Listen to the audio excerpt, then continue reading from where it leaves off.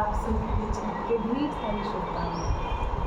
चढ़ी गईले कार्तिक महीनावा, नगर में होई गईले सोर, नगर में होई गईले सोर।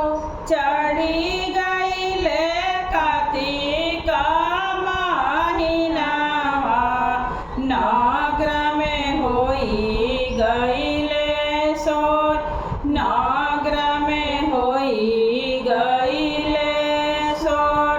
कहले कामना देव अपना धनी से, कर धनी छठाए तावर, कर धनी छठाए तावर।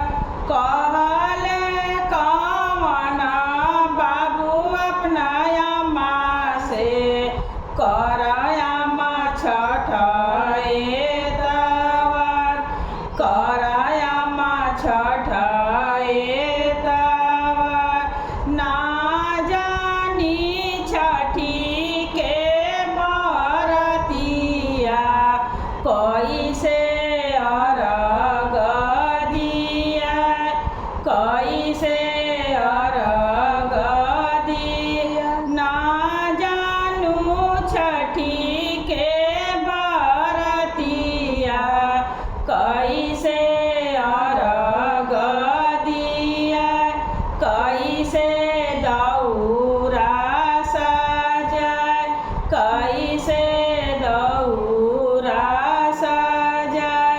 तीन दिन के पावन बरतिया, कर अम्मा छठ के व्रत, कर अम्मा छठ के व्रत। तीन दिन के पावन बरतिया, कर अम्मा छठ के व्रत, कर अम्मा छठ के व्रत। एक दिन भूखिया साझावतिया, दूसरे दिन चलिहा छठी घाट, दूसरे दिन चलिहा छठी घाट।